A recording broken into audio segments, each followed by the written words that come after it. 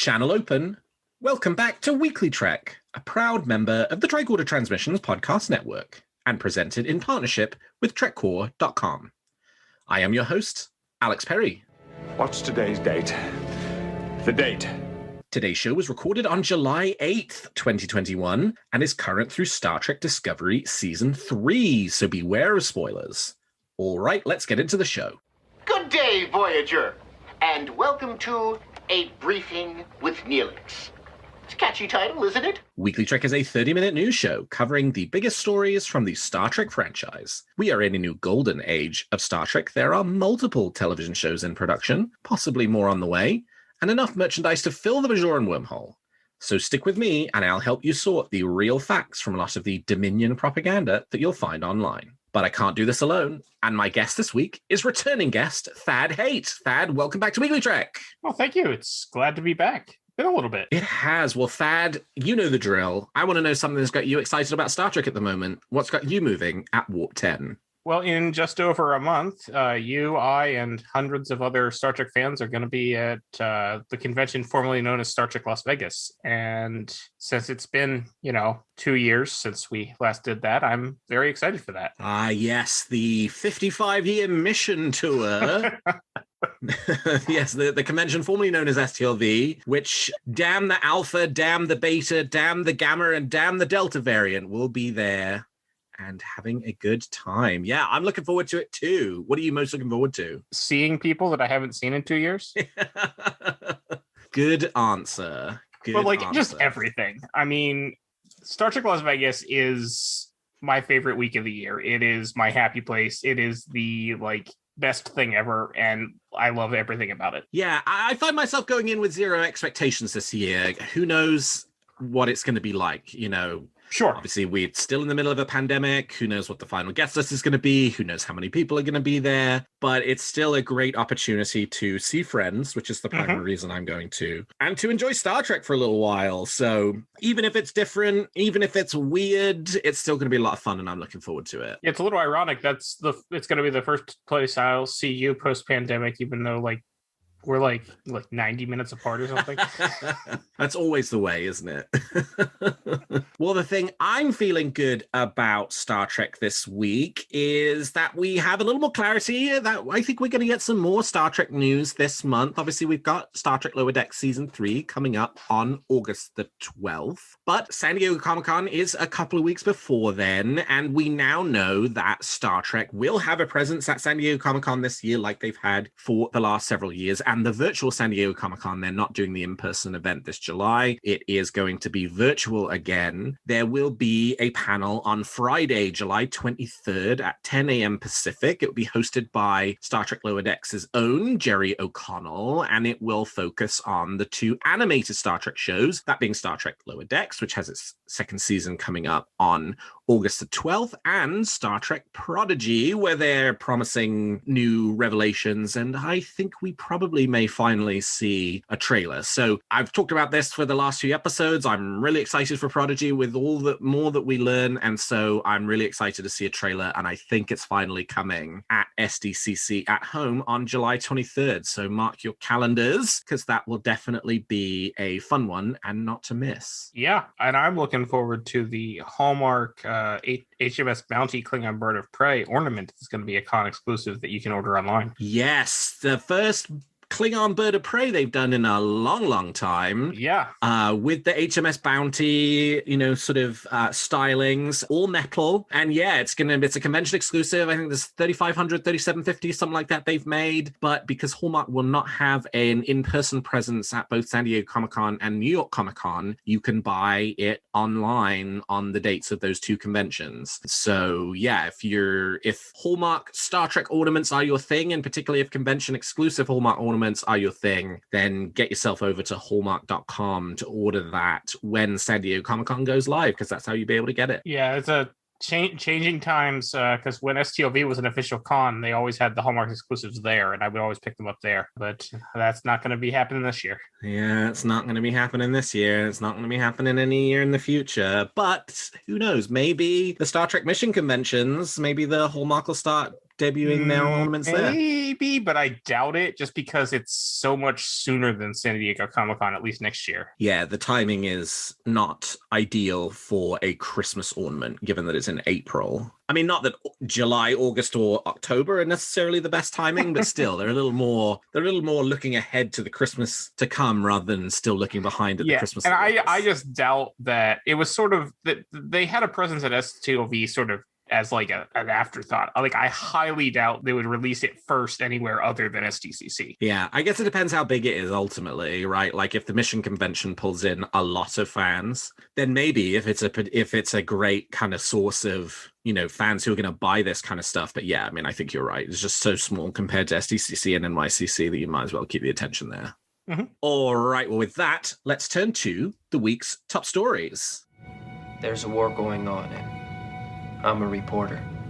After first being teased at San Diego Comic-Con, the in-person edition 2 years ago, the remastering of the director's edition of Star Trek The Motion Picture has been officially announced by Viacom CBS. First released in 2001 on DVD, the director's edition is many fans' preferred presentation of the movie. It is certainly mine, but until now, it has only been available in standard definition. The remastering, which is expected to take 6 to 8 months, will see the movie receive a full restoration and remastering for a 4K release, which is expected to happen sometime in 2022, exclusively for a period on Paramount+. The remastering effort is being led by producer David C. Fain, restoration supervisor Mark Mattasino, and visual effects supervisor Darren R. Doctorman, who all worked on the original project alongside motion picture director Robert Wise. Yep, they're on the commentary track. Oh, yes. When it becomes available on Paramount Plus next year, the film will be presented for presentation in 4K Ultra HD with Dolby Vision, high dynamic range, and a new Dolby Atmos soundtrack. And if that wasn't enough, Viacom CBS have finally announced something that my previous guest, Jamie Rogers, and I discussed 2 episodes ago, which is that the first 4 Star Trek movies will be receiving their own 4K upgrade and released on home media on September 7th and in other territories shortly thereafter. The set will include the theatrical cut of the motion picture, the theatrical and director's edition of The Wrath of Khan, The Search for Spock, and The Voyage Home. Each movie will be presented in 4K Ultra HD, presented with Dolby Vision and HDR10. These are not upscales of the movie. Paramount is going back to the original camera negatives for these latest upgrades.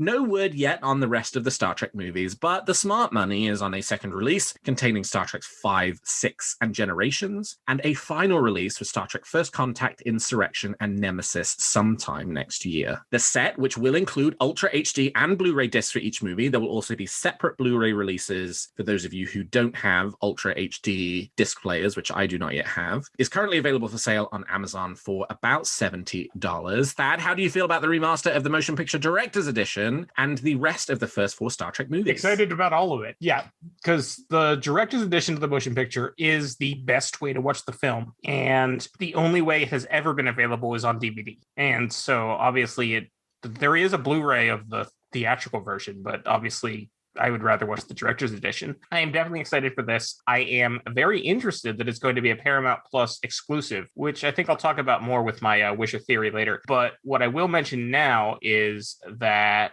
it's interesting that Paramount Plus is going to have a 4K Dolby Atmos version of motion picture when they don't currently have that feature for anything, which makes me excited because I doubt they would add it just for this one movie. And I think that the rest of the Paramount back catalog that's available in 4K will probably get upgraded on Paramount Plus as well. Yeah, that would be great. I do not yet have a 4K TV. I've been holding out for one of 2 things, either for something Star Trek that's not the Kelvin timeline to come out in 4K, or the like ultra super special 4K Lord of the Rings trilogy. And that was supposed to come out this summer, but it hasn't. I'm so annoyed about that. You've got because you can buy just the regular movies, but I want the one that has the special features, which was, they said last fall was coming this summer, and then they haven't said a thing about it since, but that's for a different podcast, I guess. Yeah, so I've been holding out. I was like, my TV, it's almost a decade old at this point. I was like, you know, once one of those 2 things happens, it's 4K TV time. And honestly, I thought it was going to be the Lord of the Rings, but actually I think it's going to be Star Trek as well. It's going to finally push me over the edge. I will say, I don't think there's been any specific news on this, but most 4K Blu-ray sets come with the regular Blu-rays as well. Yes. So if you don't currently have a 4K TV or a 4K Blu-ray player and you're looking at this set, it would probably make sense to spend a little bit extra and buy the 4K set for future proofing. Yes, and they have said that the Ultra HD set will come with the Blu-ray discs as well. So you do get 2 for 1 in that regard. So you can buy the set and just watch the Blu-rays. And I imagine those Blu-rays are still going to look much better, because one thing I think most people would agree that the Blu-ray releases from around 2009, 2010 era of the original Star Trek movies are lackluster. Shit. Yeah, they ran them through a really heavy smoothing filter and then sharpened what they got out of that smoothing filter, and it looks terrible. Yeah, I am super excited for this. I'm particularly excited for the motion picture director's edition. Mm-hmm. There are obviously lots of things about the director's edition that make it superior to the theatrical release. And the visual effects are like number 2 or 3 on my list of things that are better about it. I mean, just the like timing of the scenes, and there are just some very carefully placed trims to scenes that just make the movie sort of pep a lot faster. Yes, than it does in the I think version. We can all agree probably that the worst version of the motion picture was the extended edition VHS. Yeah. Because if there is one thing the motion picture does not need, it's additional footage to make it feel longer. Right. Yeah, right. Exactly. Shorter is better in this case, and shorter is what they did, and it works really well. And so I'm really glad it's finally going to see the light of day. Very interesting. It's going to be a Paramount Plus exclusive. I have a sense that I think I might know what your theory is, so we'll save that discussion for the end. But still, this is really exciting, and I'm very much looking forward to it. And also, obviously hoping that the rest of the movies will be forthcoming shortly thereafter. I can't imagine they would just be doing these 4. That just doesn't make sense to me. At the very least, like I've seen some people saying, well, 5 and 6 didn't do as well in the theaters, and like that's a little true, but Star Trek fans are going to buy all of these movies, and they know that. There are very few people that are going to buy the first set and not buy the second set. Well, somebody pointed me to a streaming service that I'd never heard of before that was offering you the opportunity to watch Star Trek First Contact in 4K, and there was some Reddit thread about it, and somebody went in and they said, like, this actually is a 4K version of Star Trek First Contact. It's not just an upscale. So it's possible the work's already need that link. done. Yeah, I'll see if I can find it. It's possible that work is already done. Yeah. And, they'll stagger the release out. I mean, the other thing I was thinking there were rumors of that they were working on that a couple years. I guess it was actually, no, it was for this year. There were rumors about First Contact specifically because this is the 25th anniversary. Yep, and it's the 35th anniversary of Voyage Home, I think. But I think the other thing too, the reason for chopping it up is, it's $70 for 4 movies. Now, granted, it's probably like 10, 11 discs when you include theatrical editions and director's editions and Blu-ray versions and Ultra HD versions. But if you were to do all 10 TOS and Next Generation movies together, that'd be a $300 set if you sold it straight out. So I think that's part of the reason for breaking it up. Yeah, and that price tag is hefty, but it's also perfectly normal for 4K archive title releases. Yeah, so fingers crossed everything else is on the way. Sounds like maybe it is. Well, we've seen very little official about the most recent Star Trek show in production, that being Star Trek Strange New Worlds, starring Anson Mount, Ethan Peck, and Rebecca Romaine. But thanks to small updates on social media from cast and crew, we have been able to keep track of roughly where the show is in production. And according to a tweet from Anson Mount this week, they are very close to the end of filming their first season. Last ep of season 1 starts shooting today. Anson tweeted, "Old school fans are going to be very excited to see what we're trying to pull off with this one. Getting to do many things I've never attempted as an actor, so much fun." In addition to Anson's cryptic tweet, an image leaked this week of the Enterprise's dedication plaque from Strange New Worlds. It's received a revamp from the Discovery version that appeared in Such Sweet Sorrow. It's not black anymore, it's now bronze with some additional details on it, and it will be interesting to see what other changes we might expect when the Enterprise returns to our screen next year in the show. Not least because, as we understand it, the Enterprise bridge itself, which was built at the Discovery shooting facility, was dismantled and moved to the new shooting facility for Star Trek Strange New Worlds, and so that will have given them the opportunity to make many changes as they wanted to. Thad, what do you hope that Anson Mount means by old school fans being very excited about what they're filming for Strange New Worlds? I honestly don't know exactly what he means, but I know he had, when it was originally announced, one of the things that they specifically said was that it was going to be episodic. So it may just be that, or we may be seeing some characters that also showed up in TOS. Yeah, it feels to me like that's probably what it's got to have something to do with, right? That there's some thing or some feature, some callback, some tie-in to something we saw in the original series, some character, some race, and that Anson's really excited to get to kind of, do his own episode interacting with whatever that is. But yeah, I guess we'll just have to wait and see. I'm hoping for a classic part 1 cliffhanger to be solved part 2 in the second season premiere. That would also be cool. But, who knows when we're going to see anything from the show? It's possible that at the Star Trek Universe panel, they've said it's going to be Prodigy and Lower Decks as part of this sort of animation push that Viacom CBS is doing. I suppose it's possible they drop a Discovery trailer or a Strange New Worlds trailer, but I think unlikely. So yeah, they will probably have finished filming and left the set before we even see our first frame of footage out of Strange New Worlds. Yeah, that makes sense. Yeah, my guess is, we won't see anything before SDCC. Maybe Star Trek Day, maybe New York Comic Con. It also feels like the show, we know before then we've got Lower Deck Season 2, Prodigy Season 1, Discovery Season 4, almost certainly Picard Season 2. So it is probably still a ways away, and you don't want to get people excited about it too early because there's still a while to wait for it to finally hit the streaming service. Mm-hmm. Well, we're only 2 novels into our unbroken run of 8 novels that will close out 2021. Cassandra Rose Clark's TNG novel, Shadows Have Offended, releases the week that this podcast will go live, but we are already starting to learn about Star Trek novel plans for 2022. In April 2022, Star Trek Picard's Second Self by Una McCormack will be released. Una was also the author of the first Picard tie novel, The Last Best Hope.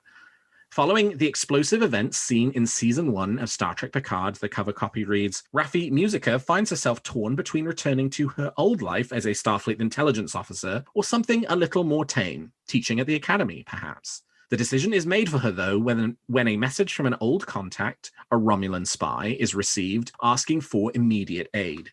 With the help of Cristobal Rios and Dr. Agnes Girardi and assistance from Jean-Luc Picard, Raffi decides to take on this critical mission and quickly learns that past sins never stay buried. Finding the truth will be complicated and deadly. Very interesting that we'll be getting a novel set after Season 1. I have to wonder if this will release while Season 2 is on air, which would make sense if we think the show will premiere in early 2022. Thad, do you think you'll give this one a try when it comes out? I probably will. I will admit I actually have not yet finished The Last Best Hope. I started reading it and then the world ended and then I never got back to reading it. That's a fairly good excuse. But yeah, no, I probably will. And I have enjoyed several of Una McCormack's other novels. I did just read her Discovery novel, whose name escapes me, the one that just came out last month. Wonderlands. Yes, and I thought that was excellent. Yeah, she's a great author. I'm really pleased she's come back to do another Star Trek novel. It's definitely super interesting that this Picard novel is going to be set between 1 and 2, especially since 2's not out yet. And my guess is it'll be coming out around whenever this book's supposed to be released. They tend not to have done anything like that, where they're sort of skirting really close to the time in which the season itself is set. Normally like Last Best Hope came out while Star Trek Picard Season 1 was on the air, but it told a story of from 10, 11, 12, 14 years before the events of the season were taking place. When Discovery came out, so the first book was set a little bit before the start of the first season, but this is like... Yeah, it was set a couple years before the start, yeah. Right, this is the first time they're like, nope, this happens right after Season 1, and we're going to dive into Season 2 and see what we find when we get there. So that's really interesting. Yeah, normally they do it afterwards, like we got with Wonderland, which takes place before Season 3 of Discovery, but it was released after. And John Jackson Miller's The Enterprise War, which takes place right before Season 2, came out after Season 2. Yeah, so who knows? Very, very interesting. Nice that there are book announcements for 2022 now. Yes. because they've been a bit hit and miss on the books. It's great we're getting 8 months in a row, but that comes after 6 months where we didn't really get anything. The last book before the Discovery book was the Titan Star Trek Picard novel, which came out in January. So I'm hoping they're finally getting back on a bit more of a consistent schedule, but I guess we'll see. Yeah, it's interesting because we'll have to see what happens starting next year, because there'll be, and based on what the releases we've had this year, they're going to be continuing with the in-series novels from the 90s Trek. So I'd like to see a Voyager novel. We don't have one of those yet that takes place during the series. Yeah, it would be cool to see more of those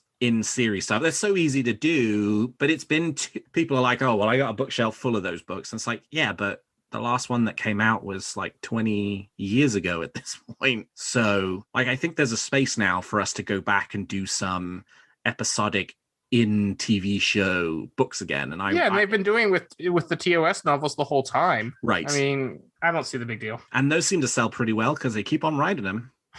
Well, and lastly this week, toy company of your childhood, Playmobil, who are known for their iconic figurines for children, will be moving into the Star Trek realm by releasing a giant Enterprise playset later this year. Measuring 42 inches in length, that is almost 4 feet long, and costing a whopping $500. The set is a replica of the original series, USS Enterprise, that comes complete with bridge replica embedded in the saucer section, engineering replica embedded in the star drive section. You also get figurines of the bridge crew, a number of accessories, and a stand to sit this giant Enterprise model on, or a wire to hang it from your ceiling, assuming you have a fairly sturdy ceiling since the thing's 42 inches long. And if that wasn't enough, the Enterprise is also equipped with light and sound, which can be controlled from your phone. This is quite far cry from the Playmobil sets of my youth. Well, Thad, it is a beautiful set, but at $500, do you think this is one you're going to be indulging in? No, it's too expensive and too big. I say that, but if this were Lego, I would have already ordered like 4 of them.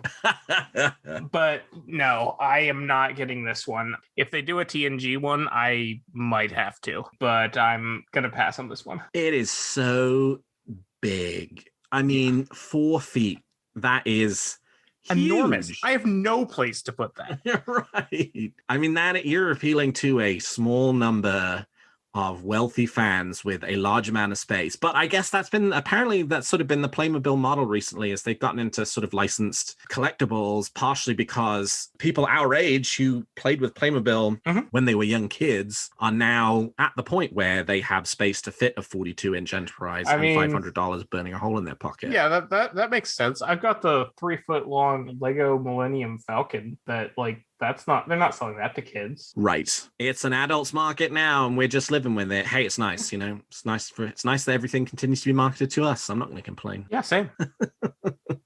No, I mean, if this is something people are interested in getting, it is a beautiful, beautiful set. And I hope it sells well, because then they might release other licensed sets that I would be more interested in. Yeah, maybe a couple of smaller ones too. If they do a 4-foot wide DS9, I'm buying it. But then the question is, like, at least with the Enterprise, you got that big saucer section you can put something in. You got the star drive section you can pull off a panel and put something in. Even at 4 feet long, a Deep Space Nine, you've not quite got enough room to work You're with. right. To sort of fit It'll have to be an 8 feet wide DS9, I think, so that you can have room inside the center station core. I mean, why not just make it life size, honestly? I mean, you say that like I wouldn't buy a life size DS9. I would have no place to put it, but I would find a way. Well, I mean, there's plenty of space in the orbit of Bajor, or sort exactly of adjacent to the Denorius belt. Well, we've talked about the facts, and now let's speculate on what's going to happen in the future of Star Trek. You make some very good points, Captain. But it's still all speculation and theory. So each week, I and my guest give you a wish or theory we're nurturing about any of the shows or the future of the franchise. So Thad, let's hear your theory or wish for this week. Okay, so we've got this 4K motion picture coming. Yes, it's going to be a timed Paramount Plus exclusive.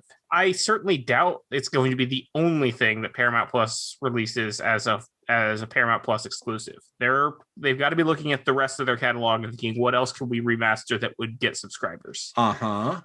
And I like where you're going. I mean, you and I have both talked about this many times, but remastered Deep Space Nine and Voyager exclusive to Paramount Plus would bring in a lot of subscribers. Yeah, I feel like the motion picture director's edition remaster is a toe dipped in the water of experimenting with this kind of model. And I wonder how well it'll work.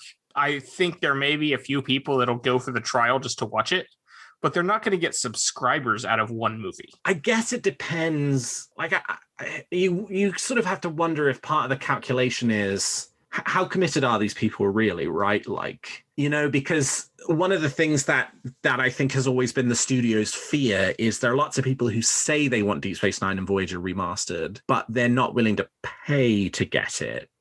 Even if they say they're willing to pay to get it, when the opportunity is presented to them and a bill is presented, they ultimately decline to do so, right? I mean, the sort of death of the remastering project in the early 2010s, once Next Generation was finished, was because the sales for the last seasons of Next Generation were not strong enough on Blu-ray to justify the expense of moving on to Deep Space Nine or to Voyager. And something has to change, and it feels like there does need to be some kind of signal from the fan base to the company to do this, and maybe they're trying to use the motion picture director's edition as a test case to figure out if that works or not. I hope so. My worry on that is that the audience for a 4K director's edition of the motion picture is a lot smaller than the audience for remastered Deep Space Nine. Is it though? I don't know. I mean, in the sense that like the audience for a Star Trek movie is much bigger than the audience for one of the TV shows, particularly one of the later TV shows. If you then say, okay, well, if the audience for the director's edition of the motion picture is a subset of the audience for the motion picture, does that then end up being comparable to the size of the audience for Deep Space Nine and Voyager? I just think it does. I think if it was Wrath of Khan, yes, it would absolutely be a larger audience. But with motion picture, the motion picture does not have popular appeal. It has niche appeal in the fandom. Yeah, true. But I think in the same way, the studio feels like Deep Space Nine and Voyager have niche appeal within the fandom. Sure. I know plenty of people that like DS9 and Voyager, but don't like the motion picture. That's what I'm thinking of. I know far more people who like DS9 and Voyager and don't like the motion picture than the other way around. True. Fair. Yeah, I mean, I guess we will just have to wait and see. That said, they're still gonna do a better job with this, I think, than MGM did when they tested the waters of releasing new Stargate content for streaming. Oof, my goodness, yeah. Oh, boy, the less said about that, the better. I mean, at this point, you can't convince me that Viacom CBS have not done a fairly light upscale job on Deep Space Nine and Voyager. They have. I think it's almost certain. And if they haven't done an upscale, they certainly have access to a better quality master than what they sold to Netflix. Yes, they've done something. They have access to something that has allowed them to put out a much higher quality relative, right? It's not HD, but certainly a lot better than what's available on Netflix. And also, I think what's available on DVD as well. That's hard for me to gauge because obviously when I watch a DVD, it's on my 4K Blu-ray player, which upscales as well. And I think it looks better than what's on CBS on Paramount Plus. But that could very well just be that my Blu-ray player is better at upscaling than whatever algorithm they did on Paramount Plus. Certainly, I think if anybody asks me, which streaming service should I get to watch Deep Space Nine and Voyager, the answer is undoubtedly Paramount Plus. I would agree with that. My only concern is that but this is true for all the streaming services, they don't have them with surround sound. Right. The only place to get the shows with surround sound is on DVD. I mean, we still need them to fix the fact that on TOS, the audio in the opening credits is like completely drowned out by the music. So you can't really even hear the iconic Kirk speech, but a step at a time, Paramount Plus. Hey, at least they have all the episodes now. Yeah, right, exactly. Okay, so my wish this week is really just an opportunity for me to talk about something that I liked this week. The XO6-16 scale First Contact Lieutenant Commander Data arrived, was offered for sale a few months ago. It's now in my hands. It is displayed on a display case in the other room, and I think it's great. It's an excellent figure. It's a great likeness for Brent Spiner, in my opinion. The little accessories it comes with are fabulous. The whole thing is really, really nice, and XO6 have laid out they have talked about these big plans they have for lots more figures and for doing characters who have not gotten a lot of love in the merchandise world. Like, they've talked about doing all the captains, which means you're going to get a Janeway and you're going to get a Cisco, which we've not had we had a Janeway and a Cisco bust from Eagle Master as part of the bust collection 2 years ago. But other than that, go all the way back to Playmates for a Janeway figure, which was 95, because those came out in the first season of Star Trek Voyager. I do not like the sculpt that they used for because they used the same body for all the women at that point in the Playmates line, and I don't like it. I don't like that sculpt. Yeah, it's not great. So now these figures are not cheap, right? They're not Playmates cheap. Playmates is $7 and this XO6 Commander Data was $190. So it's a different level, and they're 1/6. Playmates would be like $15 today, but still. Yeah, but there's still about a tenth of the price. Yeah. And they're bigger, right? They're 1/6 size, so they're about, 10, 11, 12 inches tall, the figures. But it's very cool. I have pre-ordered the Captain Picard, and I think I'm in for pretty much every character they make that I even like remotely. And I'm really hoping that they have sold enough and that their business is doing well enough that we're going to get these grand plans they talk about wanting to do realized, because we've been burned by companies, cough, cough, McFarlane, cough, cough, who have come in with grandiose claims about all the terrific action figures they're going to make, who then make a Picard and a Kirk and then fold and move out of Star Trek entirely. Yeah, the only company recently that has actually continued to consistently make new Star Trek figures is Mego, which yes, I know a lot of people like them. I can't stand them. The likenesses are loose. And I know that's literally by design. Like, they're supposed to evoke the figures from the 70s that couldn't look better. Right. But that's not something I care about. I'm